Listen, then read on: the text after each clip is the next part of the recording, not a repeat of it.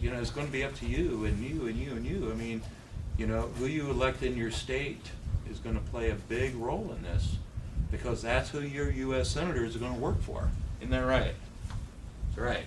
So, you know, we have to make sure that the people that we're electing now is the type of people that can go in there and follow the Constitution, and not, you know, I'm sorry, the time for fluff and in between the lines and meaningless words in a TV commercial, it's gone. We need fighters. And you know, I'd like for each of you to think about that when you go to the polls and the voting booths. You know, check these people out. You know, is there something there? Are they fighters? If they want to put a commercial on, make sure that words like "I'm going to fight for you" and God knows how many cliches are being used. Don't fall for it. Okay, take them to task. Ask them questions. Find out what they're all about. And vote, you know. Part of the problem where we are right now is the influence of the national parties, both the Democratic and the Republican Party. They've been calling really all the shots, and we've seen that even in the state. Yeah. And we've discussed this many a times. And so how can you know, we certainly can try to vote for people that aren't necessarily party people, you know, they're for us, for the people. However, in the meantime, is there anything that can be done to try to minimize that kind of an influence, or yeah, don't donate to them. Well, Go find a candidate. I tell you what right now. there is that. However, you're still going to have people that are going to donate. That you know, they're still going to be an entity. I mean, like it or not, they're going to be around. Well, groups like this, and thank you for being a group like this. I mean, I as a patriot, and I consider myself a patriot, I admire what you guys are doing. So it's groups like this that can make that change, all right? And you know this. I'm not telling you something new here. And that's what needs to be done. We can't follow this party agenda anymore. I mean, even if a candidate is good, and you know, so many of them run to parties because they're scared they're not going to be elected unless they're with the party. Well, either I'm totally insane, or you know, Which you might be. you know, or I feel that there's a chance. Then you know, you need to find these people and support them, and tell the national parties that, just like we're doing with the government, we're tired, and we're not going to take it anymore. Okay. You want to be the party, and get people up here to run. We don't need millionaires that couldn't spell Constitution if they wanted to. Not that I'm trying to say about anybody, but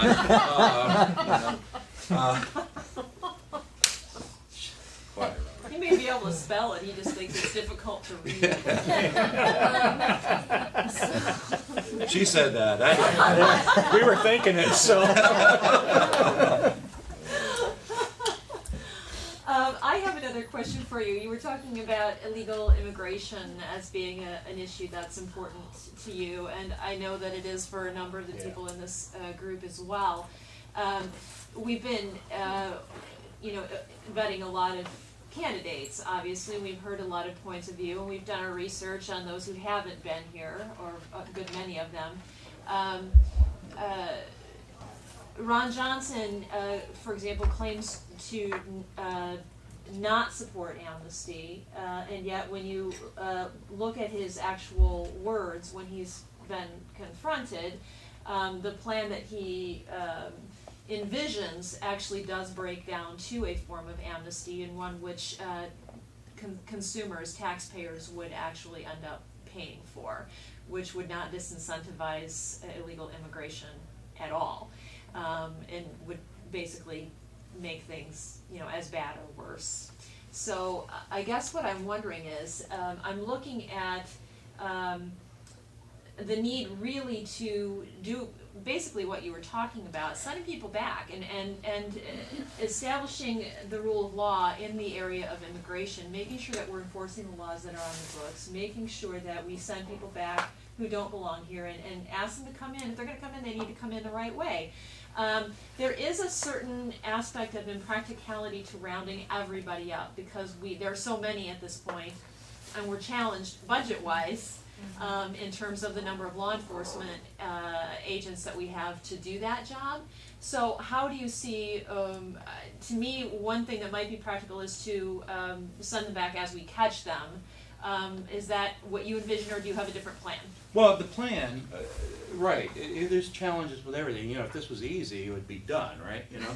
But you have to look at what's the root cause here, okay? So let's take a look at it real quick. These parties, the two major parties, you know, one side we've got social issues, and the other side, the so-called big rich cat people. That's the typical picture that people paint of the two parties. Well, the big rich cat people have maids, and you know, they have factories, and you know, they want cheap labor.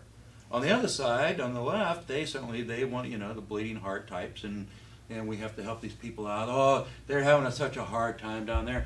But the one thing that people don't understand is that both of these parties are using this for one thing: votes. Okay? It's nothing more than a huge power grab. Okay? So, we break that. First of all, the plan. Put 40,000 troops on the border, full military armament, and we prevent anything coming across. Okay, we plug the boat. Then, with maybe other resources, we round them up. It's been done 4 times in our history, and all very successfully. Okay, now, we didn't maybe have 20 million of them here, you know, right? But it can be done. It can be done if people report abuses. You know, if we make it the law that you can't hire illegals, a lot of them are going to start scurrying like rats on a sinking ship. If they're not getting the free health care, if they're not getting the free tuition, the free cars, or jobs, they're going to be going back home. You know? Now, it would be nice if they took some of our lessons with them and maybe overthrew their government and formed a good one. You know, so that way we're not looking at this and overtake the drug lords down there. One can only hope. But I think by doing this, it won't be as hard as we think that it will be. And I think a lot of it will be voluntarily. I think that, you know, especially here in Wisconsin in the wintertime, you know, Make it colder. They get used to it. well, I don't know. You know. But I don't think it'd be as hard as you think. I think if we take away the incentives, a lot will leave. And if we put rules and laws into place, and I'm not saying people snitch. That's not what we want. But certainly, if our bureaucrats and if we have decent ones in place that they can check, you know, if people are being hired illegal, and find these companies that are doing that, you know, you're gonna start cutting down on people getting hired. So they're very practical ways that this can be done. It is not a total nightmare, but it's getting all the pieces into place, and that's what we need to do. You know. Right? Yeah, thank you. The BP oil spill. A lot of the states have been trying to make their own efforts in cleaning that up down there, and even some of the local communities, but they've been prevented by the federal government. What do you plan to do to get our federal government out of the way? You know, actually, I know a lot of those people down there. I've spent a lot of time in Louisiana and Mississippi, and so it really breaks my heart to see what's going on. We need to. Bureaucracy is a mess. Mineral management, I did some consulting with them, and they are a mess. Okay, we need to get the bureaucratic control and regulations slimmed down enough so that we can allow oil drilling to happen, as well as at the same time become good stewards of the earth. Okay, we need to have the safeguards in place, but not be so over-regulated that these people can't work.